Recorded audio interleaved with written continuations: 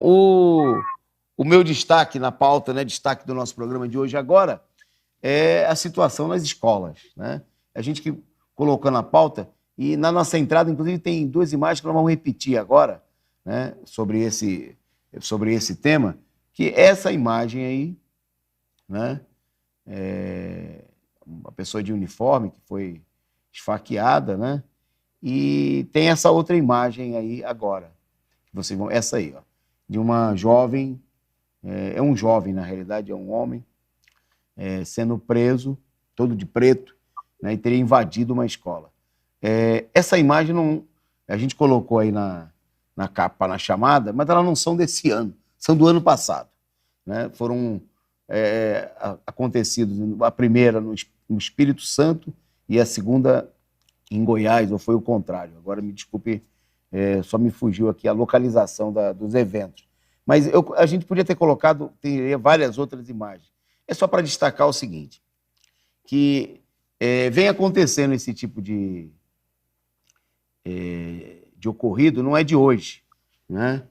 O que nós estamos vendo aqui, eu queria chamar a atenção, né, você que está aí nos assistindo, e é muito importante, porque tem uma campanha, uma intensa campanha, para apresentar que um dos piores lugares e mais perigosos do mundo nesse momento são as escolas brasileiras. Né? Se você acreditar na imprensa, se você acreditar na campanha que vem sendo feita, que ganhou também força nas redes sociais, estimulada aí pela imprensa, né, você vai acreditar que as escolas brasileiras são piores do que a Palestina, né, onde o exército de Israel vive a matar a população. Você vai acreditar que frequentar uma escola no Brasil hoje é uma coisa tão arriscada, né, como entrar aí em uma dessas comunidades dominadas aí pelas milícias, pelos tráficos, sem ter autorização. Você vai acreditar que frequentar uma escola da periferia em São Paulo é tão perigoso como está na guerra da Ucrânia. Né? A Ucrânia, com seus ataques aí na região do Donbás, sendo atacada aí, de maneira criminosa, né, pelas armas fornecidas aí pelos Estados Unidos. Quer dizer, e por aí vai, a gente podia dar muitos exemplos. É uma tentativa, né? Está se criando uma histeria, um terror, e a gente queria destacar isso com certeza não acontece por acaso. Né? A gente tem que parar e pensar um pouquinho, não é obra do acaso, nada acontece por acaso. Né? Essas imagens que nós mostramos aí, né, do ano passado, elas não tiveram nenhuma grande repercussão, né? Como vários outros episódios. A gente viu alguns anos, ali e acolá, teve alguns, né, há vários anos atrás, um massacre lá de Realengo, né, onde morreram acho que 11, 12 crianças, mas eu diria que o que está acontecendo aqui está tendo mais repercussão, né, do que, por exemplo, nos Estados Unidos esse tipo de acontecimento é constante, né? São 300 casos por ano contabilizados. Bom, o que nós temos aqui? Nós temos uma campanha de terror, que inclusive surte um certo resultado, né, diante da falta de outras iniciativas, da falta de esclarecimento, e porque a gente vê que setores da esquerda, inclusive do governo, né, que seriam setores ligados à esquerda, só falam em repressão. A gente só vê o ministro da Fazenda falar que precisa reprimir os Twitter. Agora há pouco tinha notícia de que não sei quantas, mais de 500 postagens, como se o problema fosse um problema de reprimir as postagens dos indivíduos que estão sendo influenciados por essa campanha. Eu mesmo na escola que eu trabalho, eu vi alunos, vi professores comentando de outras regiões, tem uma quantidade de pais aqui em São Paulo, e eu creio que está acontecendo em vários outros lugares, que estão assustados até de mandarem seus filhos para a escola. É uma campanha. É uma campanha. Né? Se a gente pegar, por exemplo, no Brasil, nós estamos num país, é como se a gente vivesse na Suíça, né? Onde tem um nível bastante reduzido de violência, de acontecimentos comparado ao Brasil, e coisas como essa nunca acontecessem. No Brasil, né, o número de homicídios é da ordem, em média, chega a quase 60 mil, já teve ano que ultrapassou, 60 mil mortes por ano. Homicídios. 60 mil. Né? Isso aí dá alguma coisa aí como 200 mortes por dia. Por dia. Né? E aí o pessoal quer convencer, não, que agora o que está acontecendo é uma normalidade. Né? Então, em primeiro lugar, vamos deixar claro, né, bom, que essa campanha, qual é o objetivo da campanha? Primeiro, visa esconder, tirar de cena os problemas mais graves do país, né, que não é o que está acontecendo na escola, com certeza. Quer dizer, o que está acontecendo na escola é grave, né, mas a gravidade é o fato de que as pessoas estão indo para a escola caindo aos pedaços, sem funcionários, né, porque tem imagem aí, produção, de gente que fez muito mais e pior pelas escolas do que esses malucos ou sociopatas, tá aí na própria pauta, que o pessoal cometeram crimes que alguém esfaquear. A gente viu aí crimes que são bárbaros, né? Alguém entrar fora de si, entrar numa escola com uma machadinha e atingir várias crianças, mas tem gente que atingiu milhares de pessoas. Tem gente, por exemplo, que mandou embora 5 mil seguranças escolares em São Paulo. 5 mil. Né? Foi, por exemplo, a primeira medida do governo do PSDB aqui em São Paulo. Né? Aí, na sequência, você teve outros. Eles demitiram, eles terceirizaram, quase todo, ficou aí uma ninharia de funcionários nas escolas. Eles terceirizaram tudo. Tem escola que todos os funcionários são terceirizados, todos. Os funcionários que têm, porque em todas as escolas, né?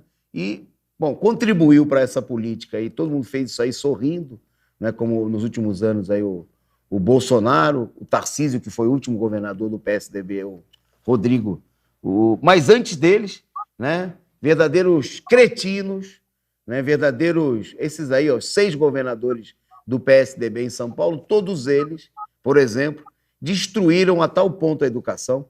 Não tem vigia, não tem nem faxineiro, não tem inspetor de aluno, não tem agente escolar, não tem nada. A escola está entregue à própria sorte. Né? A escola está abandonada, é só um dos sintomas. São corte de recursos, é falta de condições, e com isso a escola vira aí um antro, né? A juventude numa situação de crise, desamparada, sem perspectiva, né? E se vê estimulado, inclusive, a todo tipo de loucura, inclusive no ambiente escolar. Né? A culpa é desses senhores aí. E qual é a solução? Para que tem uma campanha?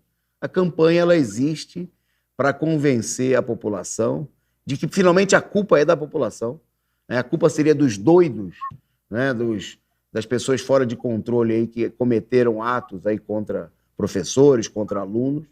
Né, que não são esses criminosos aí que vocês viram agora há pouquinho na tela, os responsáveis. Não são os que cortam dinheiro da educação, não são os bandidos que descumprem a lei e não pagam o piso salarial para os professores. Não, esses aí são santos, são democratas.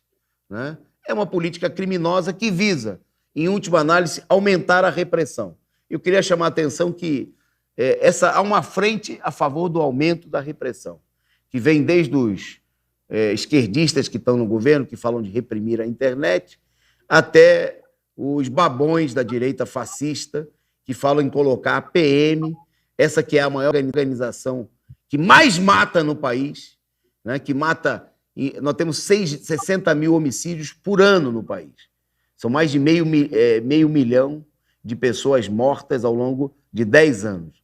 Desse total... Né? Mais de 10%, entre 12% e 15%, foram mortos pela polícia. Pela polícia. Execução. Né? No Brasil não tem pena de morte, mas a polícia julga, executa, tudo ao arrepio da lei. Né? Sai matando por aí como se tivesse poder legal para tanto. Então, obviamente que esse terror, essa campanha, visa colocar a polícia dentro das escolas, né, ou nos arredores, coisa que a gente sabe muito bem que não adianta absolutamente nada. É que é um perigo para as nossas crianças, para os nossos alunos, para os nossos filhos, para os netos, para quem tem netos, né? É uma situação perigosa. Então, obviamente que a maneira de vencer essa situação de terror não é através disso, mas é através da mobilização da juventude, né, da mobilização dos professores. E eu queria chamar a atenção que essa campanha de terror acontece no momento em que a juventude começou a sair às ruas para lutar contra a reforma, pela revogação da reforma do ensino médio, e os professores estão indo às ruas para reivindicar salário, fazendo greve, como aconteceu recentemente em Fortaleza, como aconteceu nesses dias em Recife, acontece em Pernambuco e por aí fora. Tem greve geral da educação marcada para 26 de abril. Eles querem indicar um outro caminho. E o caminho é o único caminho para conter essa ofensiva é sair às ruas, é exigir mais verba nas escolas, contratação dos funcionários, fim da política criminosa de deixar as escolas caindo ao pedaço, que os bandidos, prefeitos e governadores que descumprem a lei, né, muito pior do que esses criminosos aí que entram nas escolas, né, que roubam os professores, os trabalhadores da educação, cumpram a lei e paguem o salário dos professores. É preciso mobilizar. O caminho é a mobilização da comunidade escolar, né? A comunidade precisa tomar as rédeas da escola, precisa eleger os diretores das escolas, contratar os funcionários suficientes, tem que ter concurso público, né? Tem que ser gente de confiança da comunidade para tomar conta, né, do ambiente escolar, né? Então o caminho é o caminho da mobilização. Então não vamos cair na onda do terror, né? É uma onda para ocultar e tentar impedir a mobilização. E nós do Resumo do Dia, queremos destacar isso aqui com vocês. Bom, para a gente caminhar